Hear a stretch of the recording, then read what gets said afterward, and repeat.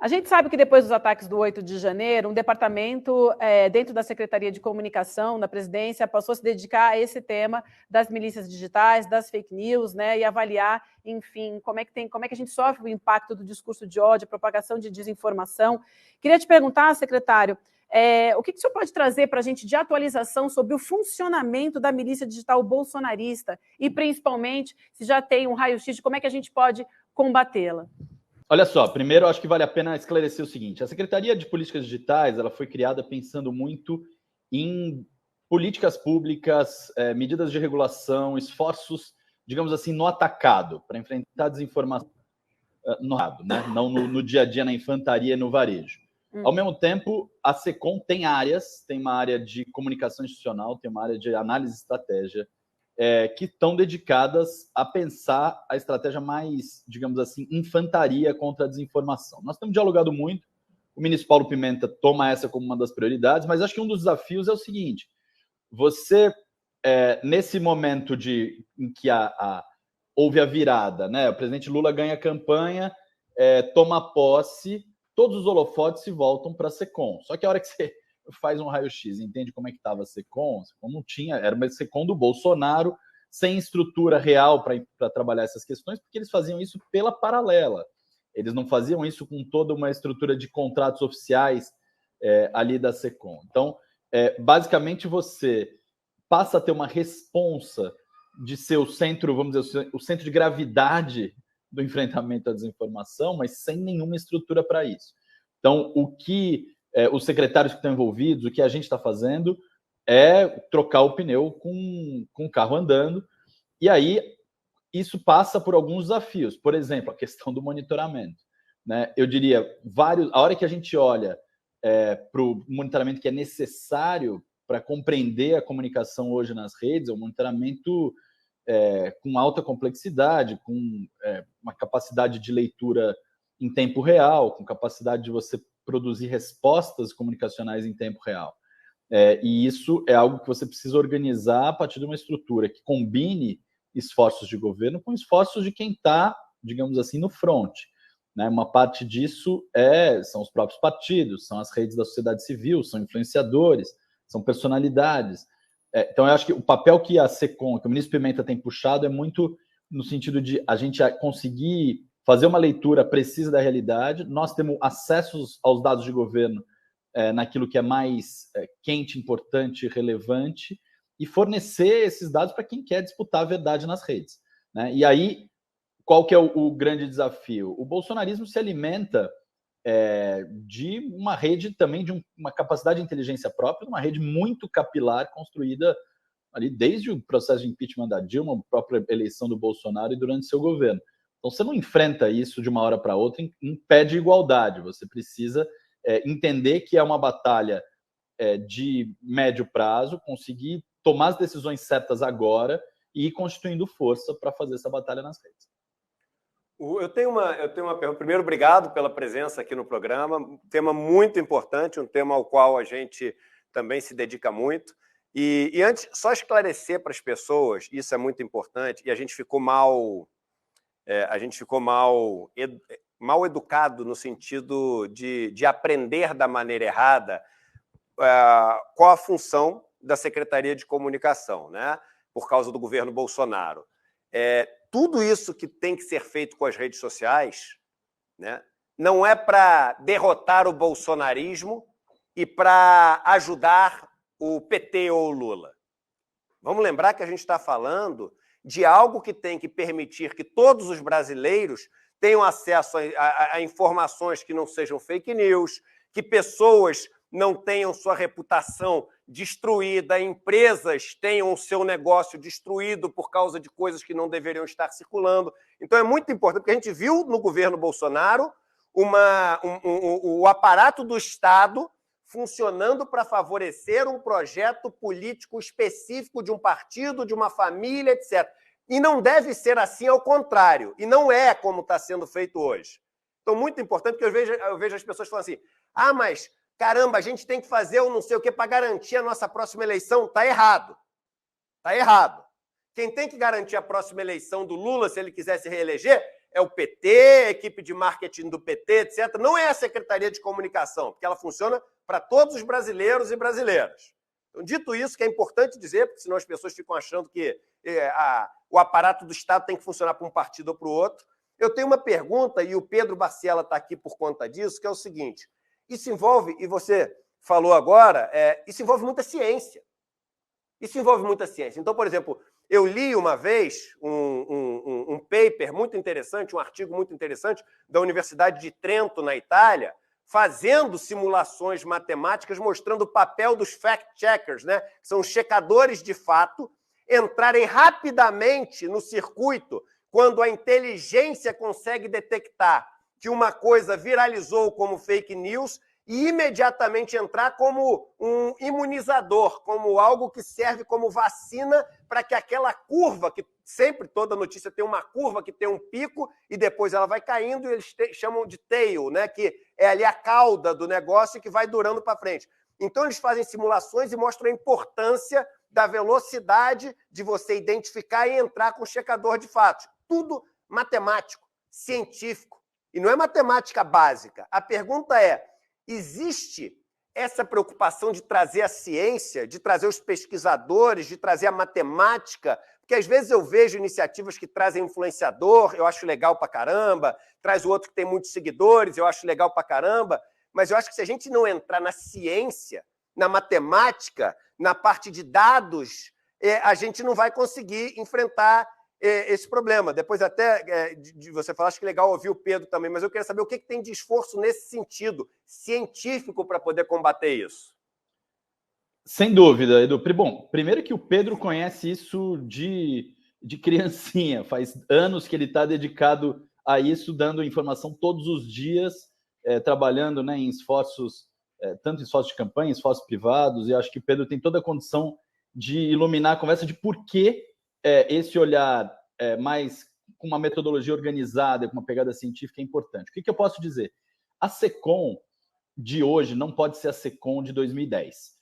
Então, ao mesmo tempo que nós temos exatamente o desafio que você mencionou, de não ser um braço de campanha, a SECOM ela é um braço de governo, o governo atende a todos os brasileiros, o governo precisa informar todos os brasileiros, não pode entrar numa disputa política rasteira, ele precisa fazer a disputa pelos fatos. Ele precisa, sim, mostrar os fatos sobre o governo e disputar a verdade sobre os fatos. Disputar a verdade não significa definir qual é a verdade, significa mostrar, olha, aquilo tudo que estão tentando te fazer acreditar que não está acontecendo, ou que, de alguma forma, enfim, a desinformação tenta te provocar um olhar para o outro lado, não é isso. Nós estamos aqui organizando os fatos na tua frente. Para isso, qual foi o salto, né? Não adianta eu falar a SECOM não é a mesma, não pode ser a mesma de 2010 se a estrutura for a mesma. A SECOM passou a contar com uma secretaria específica de análise, estratégia e articulação. Análise no sentido de um monitoramento permanente, uma capacidade de ler a realidade em tempo real. Estratégia no sentido justamente de buscar olhar quem são os públicos que estão mais afetados por desinformação, quem são os públicos que não estão recebendo notícias de governo, como é que o governo precisa permanentemente avaliar a sua estratégia mais geral. Isso não pode ser feito por quem está fazendo comunicação direta, porque muitas vezes essa é uma parte interessada que não vai ter análise e capacidade de ver o que ela está fazendo que não deveria ser feito. Então, é uma ideia de uma secretaria que funciona, inclusive, como um certo verificador de o quanto eficaz está sendo a SECOM. E terceiro, articulação. Articulação para dentro do governo, no sentido de que você precisa estar muito em contato com os ministérios, porque, obviamente, boa parte do que circula de fake news não tem a ver necessariamente com o presidente da República, tem a ver, às vezes, com uma ação do Ministério da Fazenda, do Ministério do Meio Ambiente, etc., mas também uma articulação com atores externos, onde eu acho que um dos maiores desafios, e isso está sendo feito durante essas semanas, é se articular com pesquisadores, analistas, gente que tem capacidade de ler a realidade e de trazer, às vezes, notícias boas, às vezes notícias ruins. Não podemos ser escolher só as pessoas que vão te soprar, vamos dizer assim, notícias que você quer ouvir. A gente precisa ter perto vários pesquisadores e analistas que tenham condição de dizer assim, está errado aqui, isso aqui vocês precisam trabalhar melhor nessa linha, vocês não estão enxergando essa parte da realidade. Ou seja, cercar-se de pessoas, de profissionais que tenham a capacidade de ajudar a SECOM a fazer melhor o seu próprio trabalho. Pedrão, passo para você. Valeu, Edu. João, prazer falar contigo. Sempre muito bom, muito interessante te ouvir. Você falou um pouco da questão de como as plataformas estão hoje em dia. Eu queria entender, pensando nesse papel do monitoramento, eu acho que é muito importante também, se você puder trazer um pouco. Há uma mística muito grande sobre o que é o monitoramento, como funciona o monitoramento, até por, enfim, todo o imaginário que vai desde o Minority Report até questões envolvendo os Estados Unidos. Mas o quão o monitoramento é capaz de respeitar, por exemplo, a Lei Geral de Proteção de Dados, e qual que é o papel que ele cumpre nesse cenário, e pensando no processo de monitoramento, buscando sensibilizar a população para questões como a desinformação, qual é hoje, dentro do governo, o papel que você entende que as plataformas se propõem a ter, dialogando com vocês, mas também pensando em entender melhor qual é o papel que elas cumprem hoje na nossa sociedade? Bom, primeiro sobre monitoramento, acho que precisa ficar claro o seguinte: o governo tem não só o direito, como uma certa obrigação de monitorar o que está sendo dito sobre as políticas públicas, sobre os principais personagens do governo, sobre os temas do governo. Né? Nós não estamos falando de monitoramento no sentido de vigilância, e aí tem total adequação à Lei Geral de Proteção de Dados, tem total adequação a uma lógica de funcionamento de governo que não seja de ficar trabalhando para, enfim, com qualquer tipo de vigilância contra a oposição, quer que seja. Nós estamos falando de monitoramento no sentido de acompanhar a conversa pública. Esse é o centro da conversa. E aí vem o papel das plataformas. Eu diria que ele é um papel duplo, ou triplo, ou quádruplo. As plataformas, ao mesmo tempo, podem colaborar muito, têm feito diálogos no sentido de colaborar até para o governo entender como é que se comunica melhor, utiliza melhor determinadas ferramentas, etc.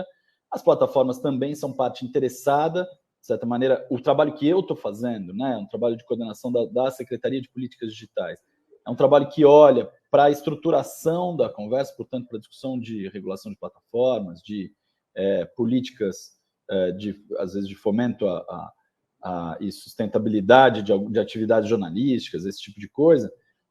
Aí elas têm seus próprios interesses do jogo, normal. A gente senta, dialoga, entende coisas que elas falam, para nós isso não deveria ir nesse caminho. Não, para nós faz sentido que vá. O que acho que a gente precisa é ter uma conversa madura. Entender que as plataformas vão jogar ao mesmo tempo um jogo em que elas são parte interessada porque o modelo de negócios baseado no engajamento do usuário como o indicador-chave, né, do seu próprio... O core business deles é manter o usuário engajado, né? Mais usuários, mais tempo, com mais ação e reação na plataforma. Isso gera alguns efeitos que são contraditórios com o interesse público. Então, onde houver isso, vai ter conflito, mas eu acho que nós precisamos também olhar para as plataformas como alguém que pode ajudar e contribuir a mover o debate na direção certa, e uma parte disso tem sido feito também em diálogo com elas. É uma dança, né, Pedro? Oi, João, um bom dia. A gente observou, e você também falou, sobre a construção de comunidade que o Jair Bolsonaro conseguiu fazer. Ele fez através de um outro canal, né, de um canal paralelo, que não o canal oficial da Presidência da República, mas, obviamente, é uma rede muito bem sucedida, uma rede muito capilar, que chega a muitos lugares, obviamente, para compartilhar desinformação, mas a rede em si foi muito bem construída. Os dois primeiros governos Lula foram governos mais analógicos, né? A gente não tinha internet no grau de desenvolvimento que a gente tem hoje. Eu queria saber como é que vocês têm pensado a construção de comunidades, de espaços onde as informações, inclusive para combater a desinformação, têm sido construídas, porque isso é uma preocupação muito grande de quem observa o crescimento dessas redes bolsonaristas, de fake news, de desinformação, mas não tem um canal oficial. Então, acho que esse canal não deve ser do PT, tem que ser um canal estatal, um canal do governo. Como é que vocês têm pensado essa construção de comunidades, especialmente para combater a desinformação, João? Olha, eu diria que desde o processo da transição, esse tema está pautado. Não é a minha secretaria que está olhando para isso, então não tenho como te dar detalhes. Tem um esforço de gente com experiência, com bagagem, fazendo essa discussão mais fina de estratégia. Mas a nossa percepção é de que justamente esse desafio de como é que você faz uma comunidade, mas que está em torno de questões, de temas e mobilizada por uma agenda de governo, ela é um equilíbrio delicado. Ele precisa ser feito com muito cuidado, justamente para você não assumir um lugar que não é o da SECOM, que não é um lugar de organizar a sua tropa, vamos chamar assim, né? Aquilo que o Edu falava no comentário dele é muito relevante. Nós temos que entender que quem tem que fazer disputa política partidária e no sentido mais renhida são os partidos, são os influenciadores que querem tomar partido e tomar lado, que são os setores da sociedade que estão organizados para isso. O governo precisa justamente entender o que é.